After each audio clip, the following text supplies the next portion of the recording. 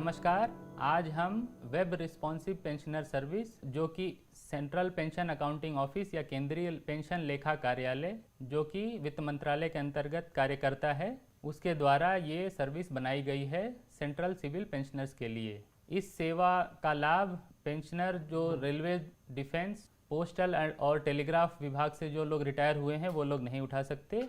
ये सिर्फ और सिर्फ सेंट्रल सिविल पेंशनर्स के लिए ये सर्विस बनाई गई है।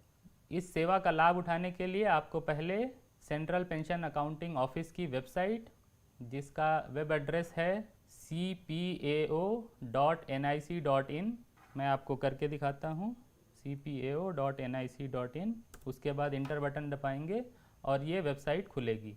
इसमें आप जब नीचे जाएंगे, यहाँ पे पेंशनर सर्विस करके एक इन्फॉर्मेशन आ रही है और यहाँ पे लॉगिन बटन बना हुआ है। जो लोग पहले से ही इस सर्विस में या सेवा में रजिस्टर्ड हैं, वो लोग इस बटन पे क्लिक करेंगे और अपना यूज़र नेम और पासवर्ड डाल के सबमिट बटन दबा के कुछ इन्फॉर्मेशन, पेंशन से रिलेटेड जो भी इन्फॉर्मेशन है वो ले सकते हैं। मैं आपकी सुविधा के लिए पहले से बना हुआ एक यूज़र नेम और पासवर्ड डालता हूँ। उसके बाद सबमिट बटन पे क्लिक करना है।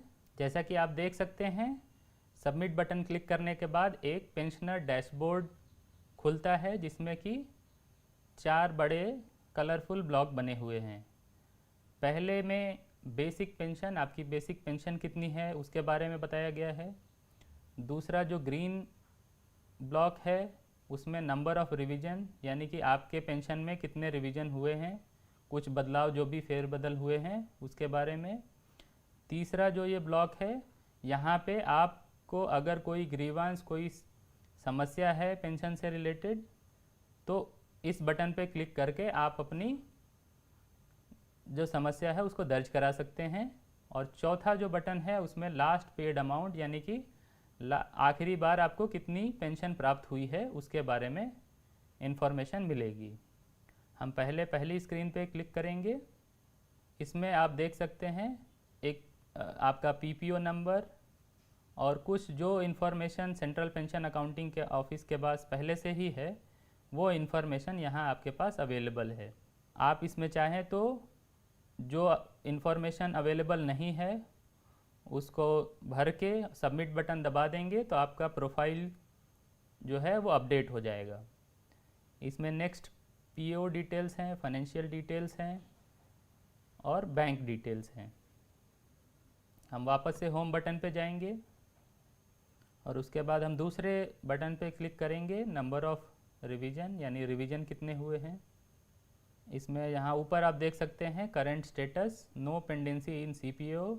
इसका मतलब सीपीओ में इस पीपीओ नंबर के अगेंस्ट कोई पेंडेंसी नहीं है और सारे एक्शन जो है वो लिया जा चुका है।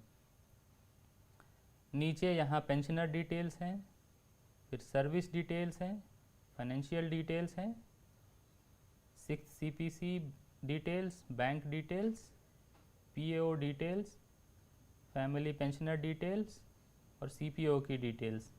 ये सारी डिटेल आपके पास यहाँ मौजूद है। अब हम क्लिक करेंगे रजिस्टर ग्रीवांस। अगर पेंशनर को कोई भी दिक्कत है तो वो यहाँ पे रजिस्टर कर सकता है। क्लिक करने के बाद ये फॉर्म खुलेगा जिसे हम ग्रीवांस फॉर्म कहते हैं। इसमें कुछ जानकारी जो पहले से ही भरी हुई आ रही है, जो हमारे सिस्टम में पहले से ही अपडेटेड है। इसके अलावा कुछ चीज़ें जो स्टार मार्क्ड है वो मैंडेटरी है, वो पेंशनर को सिलेक्ट करनी है। जैसे स्टेट सेलेक्ट कर लेंगे। उसके बाद यहाँ नीचे आकर ग्रीवांस सब्जेक्ट और ग्रीवांस डिस्क्रिप्शन। सब्जेक्ट हमने कुछ ऑलरेडी पहले से ही दिए हुए हैं और नई इन्फॉर्मेशन अगर डालना चाहें तो वो भी डाल सकते हैं। उसके बाद ग्रीवांस डिस्क्रिप्शन में आप आपकी जो भी समस्या है उसको लिख सकते हैं। अगला बॉक्स जो है इंटर इमेज टेक्स्ट, जो ये राइट साइड में टेक्स्ट दिख रहा है उसको भर के यहाँ सबमिट कर सकते हैं। साथ ही जैसा कि आप देख सकते हैं यहाँ राइट साइड में, दाहिने साइड में list of previous registered grievance, जो भी आपने पहले अगर कोई ग्रीवांस सीपीओ के सिस्टम में, वेब रिस्पॉन्सिव सिस्टम में रजिस्टर की हुई है, उस पर क्या एक्शन हुआ है उसके रिमार्क्स आप देख सकते हैं। और अगर आप इससे सेटिस्फाइड नहीं हैं, संतुष्ट नहीं हैं, तो आप लीव फीडबैक का बटन दबा सकते हैं। यहाँ पे अगर आप डिससेटिस्फाइड लिख दें और अपना कमेंट लिख देंगे और उसके बाद अगर सबमिट का बटन दबाते हैं तो आपकी ग्रीवेंस जो है वो दोबारा रीओपन की जाएगी। और ये जो चौथा ब्लॉक है इस पर हम अब क्लिक करेंगे। जैसा कि आप देख सकते हैं इसमें बैंक नेम, जिस भी बैंक से आप पेंशन ले रहे हैं, CPPC कोड जो सेंट्रल पेंशन प्रोसेसिंग सेंटर है उस बैंक का, उसका कोड क्या है, आपका PPO number, account number, basic pension, commutation, dearness, relief जो भी एप्लीकेबल है, पेंशन पेड आपको कितनी पेंशन मिली है और कितना इनकम टैक्स डिडक्ट हुआ या काटा गया है, और ये पेंशन जो है किस महीने में आपको मिली है। ये इन्फॉर्मेशन आप यहाँ से देख सकते हैं। अगर आप पिछली जानकारी चाहते हैं तो यहाँ लेफ़्ट हैंड साइड पे last 24 payment oblique transaction details available हैं, जिसमें पिछली 24 जो भी पेंशन पेमेंट हुई है आपको उसके बारे में आप देख सकते हैं। यहाँ पे pensioner name, account number, amount, date of deposit, और अगर आप मोर इन्फॉर्मेशन पे क्लिक करेंगे तो और ज़्यादा जानकारी आपको मिल सकती है। साथ ही साथ आपके दाहिने साइड में जैसा कि आप देख सकते हैं list of SSAs issued. SSAs का मतलब होता है स्पेशल सील अथॉरिटी, जो कि सेंट्रल पेंशन अकाउंटिंग ऑर्गेनाइजेशन यानी केंद्रीय पेंशन लेखा कार्यालय बैंकों को इशू करता है, और उसकी बेसिस पे ही, उसके आधार पे ही पेंशनर को पेंशन प्राप्त होती है। यहाँ पहला जो है वो SSA नंबर है, यानी किस संख्या के द्वारा जो है SSA बैंक को भेजा गया है, किस तारीख को, किस डेट को भेजा गया है और किस ब्रांच को भेजा गया है या बैंक को भेजा गया है, वो इन्फॉर्मेशन है। इसके साथ ही लिस्ट ऑफ रजिस्टर्ड ग्रीवांसेस जो मैं आपको पहले ही बता चुका हूँ उसकी भी जानकारी यहाँ पे मिल जाएगी। साथ ही साथ वेब रिस्पॉन्सिव पेंशनर सर्विस में कुछ हमने लिंक्स दिए हुए हैं। जैसे पहला लिंक जो है वो जीवन प्रमाण का है।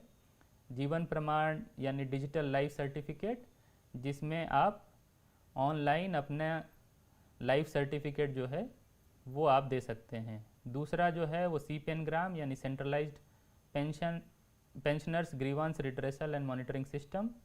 इस पे अगर आप अपनी समस्याएं हैं तो वो आप इस पे रजिस्टर करके और हमारे पास भेज सकते हैं।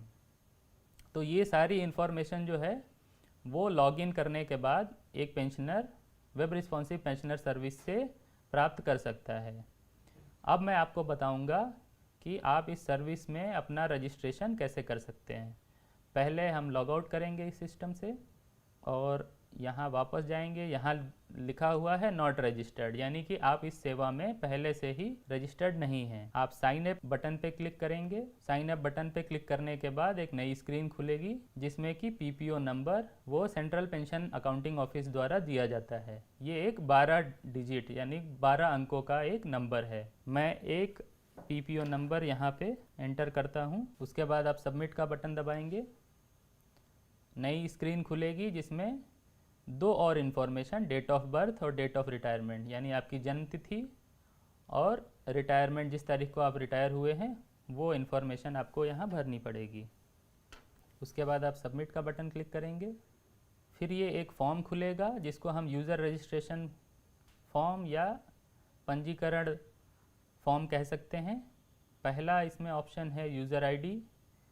जिस यूज़र ID की मदद से आप इस सिस्टम में लॉगिन करेंगे वो आप अपनी पसंद से यहाँ चुन सकते हैं, और वो यूज़र ID अवेलेबल है कि नहीं है उसको यहाँ आप चेक अवेलेबिलिटी बटन से देख सकते हैं। आप अपनी पसंद का पासवर्ड चुन सकते हैं और उस पासवर्ड को यहाँ अगली लाइन में आपको कंफर्म करना है। PPO number, date of birth और डेट ऑफ रिटायरमेंट, ये आपने क्योंकि पिछली स्क्रीन में भरी थी इन्फॉर्मेशन, तो वो यहाँ पे प्री फिल्ड ये इन्फॉर्मेशन आ रही है। एक सिक्योरिटी क्वेश्चन है जो अगर आप अपना पासवर्ड भूल जाते हैं उस केस में यहाँ पे सिक्योरिटी क्वेश्चन आपको एक सेलेक्ट करना है। कई सारे हमने ऑप्शन दिए हुए हैं और उसका जवाब आपको भरना है जो सिर्फ आपको ही पता रहेगा। मोबाइल नंबर यहाँ क्योंकि स्टार मार्क है तो ये मैंडेटरी, यानी ये आपको ज़रूर देनी है इन्फॉर्मेशन। ईमेल ID मैंडेटरी नहीं है, यानी अनिवार्य नहीं है, पर फिर भी अगर आप हमें अपनी ईमेल ID देंगे तो वेब रिस्पॉन्सिव पेंशनर सर्विस के द्वारा हम आपसे संपर्क कर सकते हैं।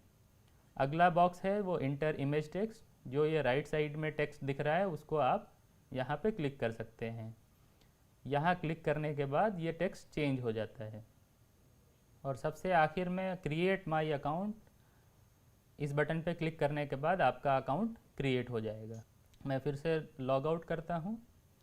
यदि आपको अपना पीपीओ नंबर यानी पेंशन पेमेंट ऑर्डर नंबर पता नहीं है और फिर भी आप इस सिस्टम का लाभ उठाना चाहते हैं और तो आप इस ऑप्शन का उपयोग कर सकते हैं, जिसमें कि आप अपने बैंक अकाउंट के द्वारा वेब रिस्पॉन्सिव पेंशनर सर्विस में लॉगिन कर सकते हैं।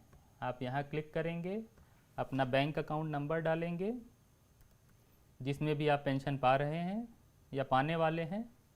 सबमिट दबाने के बाद आपका पीपीओ नंबर यहाँ पे डिस्प्ले हो जाएगा।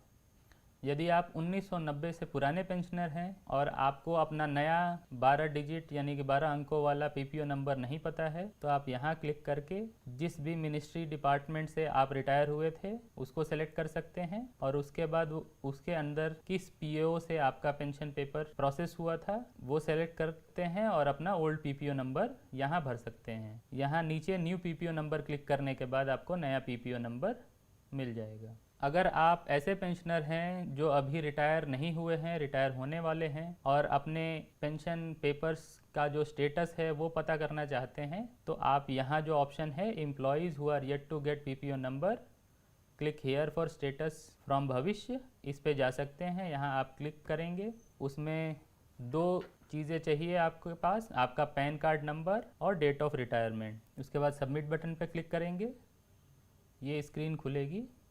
जैसा कि आप देख सकते हैं, in Bhavishya system following status information is displayed to registered users who are about to retire.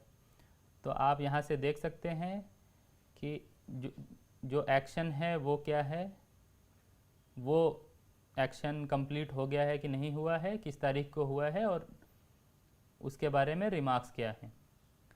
तो जैसे कुछ चीज़ें मैं आपको बता दूं, जो पेंशन प्रोसेसिंग के लिए सबसे ज़्यादा ज़रूरी होती है सर्विस बुक। हर एम्प्लॉय की अपनी एक सर्विस बुक होती है, क्या वो वेरीफाई हुई है या नहीं हुई है तो किस डेट को हुई है, वो आप यहाँ से चेक कर सकते हैं। फॉर्म सेंड टू रिटायरी, यानी कि रिटायरी के पास फॉर्म भेजे गए, रिटायरी यानी कि जो पेंशनर जो रिटायर होने वाला है। Forms filled and send to HAO, क्या आपके फॉर्म भरे गए हैं और हेड ऑफ ऑफिस के पास भेज दिए गए हैं, भेजे गए हैं तो किस डेट को भेजे गए हैं। Filled forms received from retiree, verification of forms by HO यानी head of office, head of office ने क्या आपके पेंशन के फॉर्म वेरीफाई कर दिए हैं या नहीं किए हैं।